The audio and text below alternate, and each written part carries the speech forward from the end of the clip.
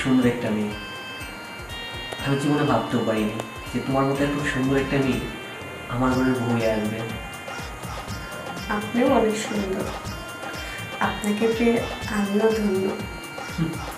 হয়েছে, এটা তোমার মনের কথা না, ঠিক আছে? আমি সুন্দর কে বললো? আসলে সত্যি কথা বলতে কি, আমি আর কি সুন্দর, আমার থেকে 1000 গুণ বেশি সুন্দর তুমি।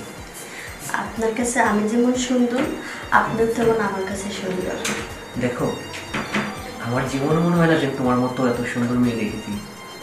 খোদা তালার ইচ্ছে কোনো দিকে তোমাকে কম রাখে নাই, সম্পূর্ণভাবে তোমাকে তৈরি করেছে। আমিও যেরকম চাইছিলাম ঠিক সেরকমই পাইছি। আর তাছাড়া আমি যখন তোমাকে দেখতে গিয়েছিলাম তখন তোমাকে সেরকম আমি দেখিনি, হালকা একটু দেখেছিলাম। আর আজকে তোমাকে মন ভরে দেখে মনে হচ্ছে কি জানো, যে তুমি হাজার গোলাপের সুবাসে তুমি তৈরি হয়েছো। তোমার পা থেকে মাথা পর্যন্ত প্রত্যেকটা অঙ্গে আমার পছন্দ হয়েছে, বিশ্বাস করো। সত্যি পছন্দ হয়েছে নাকি আমাকে খুশি করার জন্য বলতেছেন? দেখো, এখানে খুশি আর অখুশির কি আছে?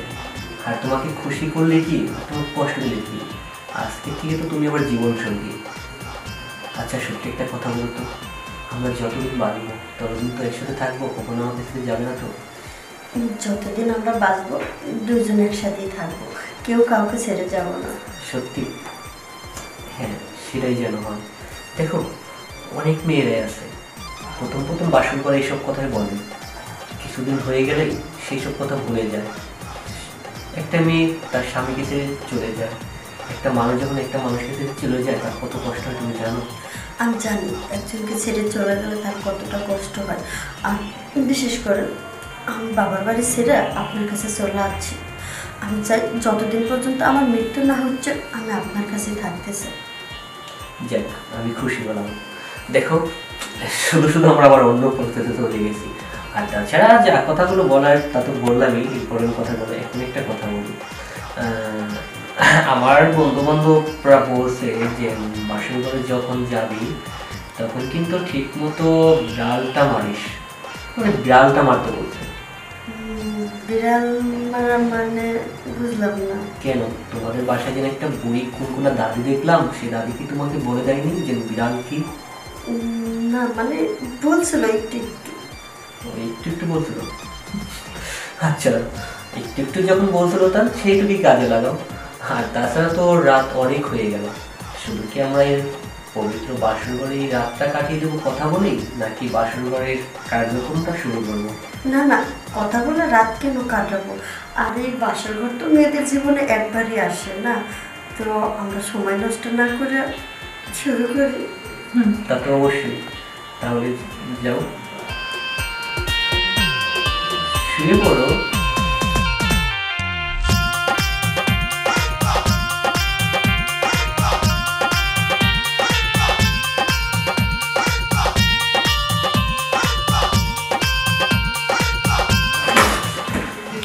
কি হলো?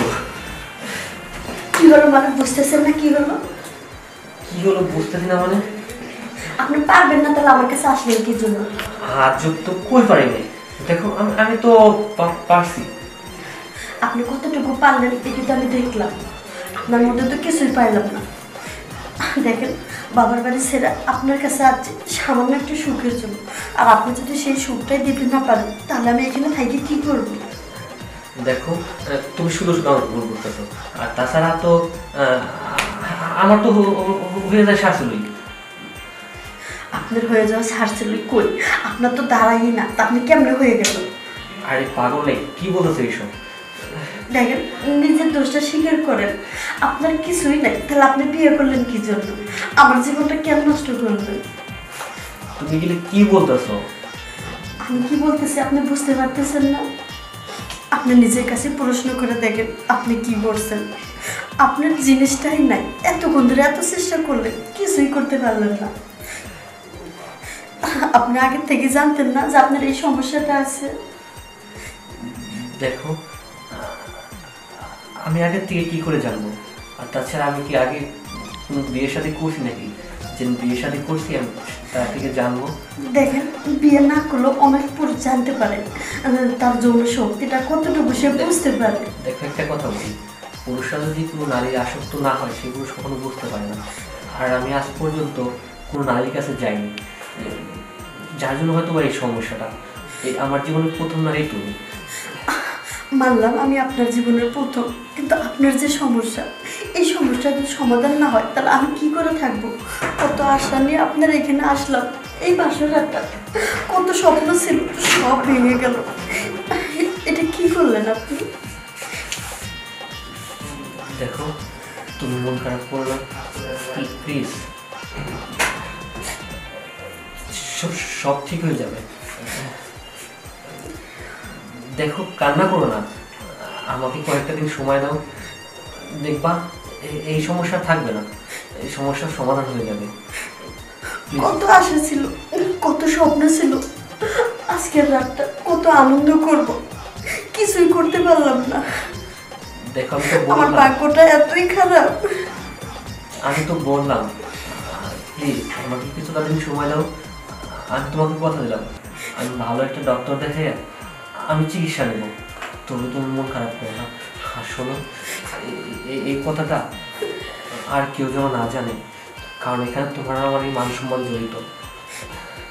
ঠিক আছে, কারোর কাছে বলবো না, তবে আপনাকে আমি সময় দিলাম। যদি আপনি ভালো ডাক্তার দেখে চিকিৎসা করে যদি ভালো হতে পারেন তখন আমাকে নিয়ে, আর আমি কালকে সকাল হলে আমার বাবার কাছে চলে যাব। না না, দেখো এটা তুমি কি বলো, তুমি যদি বাবার বাড়িতে চলে যাও তাহলে তো মানুষ তোমাকে নানান ধরনের কথা বলবে আর আমাকে নানান ধরনের কথা বলবে। কিন্তু আমি কি করব বলেন, একই বাড়িতে একই বিছানায় শুয়ে থাকবো, অথচ স্বামী কি জিনিস এইটা আমি পাবো না। আমি তো বললাম যে আস্তে আস্তে কয়েকটা দিনের মধ্যেই সমাধান হয়ে যাবে। সেই কয়টা দিন না আমি বাইরেই থাকি, আপনি সুস্থ হয়ে তারপরে আমাকে নিয়ে আসেন। তুমি বুঝো না কেন, তোমার আজকে বিয়ে হয়েছে, তুমি যদি কালকে বাবার বাড়িতে চলে যাও কয়েকদিনের জন্য তাহলে মানুষ কি বলবে? আমি আর পারতেছি না, কত স্বপ্ন ছিল, সবকিছু আমার একটা মিনিটের জন্য নষ্ট হয়ে গেল। আমি তো বললাম যে কয়েকটা দিন সময় দাও আমাকে, আমি সবকিছু ঠিক হয়ে যাবে। ঠিক আছে, এত করে যখন বলতেছেন কয়েকটা দিন সময় দিলাম, কিন্তু এই কয়েকটা দিন আপনি আমার কাছে আসবেন না, আর বাসার কেউ জানবেও না যে আপনার আমার মধ্যে সম্পর্কটা কি। সবার সামনে আমরা ভালো ব্যবহার করব, কিন্তু রাতে যখন শুইতে যাব আমরা আলাদা থাকবো।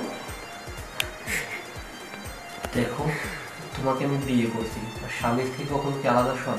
তুমি যখন বললা যে আলাদা থাকবা, আলাদাই থাকবা, কিন্তু আমার একটা কথা, আমি যে পর্যন্ত সুস্থ না হবো তুমি সেই পর্যন্ত বাসা থেকে যাবে না।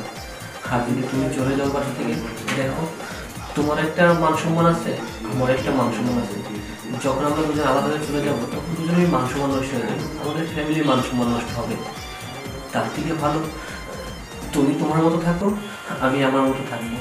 হ্যাঁ, আপনি ঠিক কথাই বলছেন। যখন আমি সুস্থ হতে পারবো তখনই আমি তোমার কাছে আসবো, তার আগে আসবো না।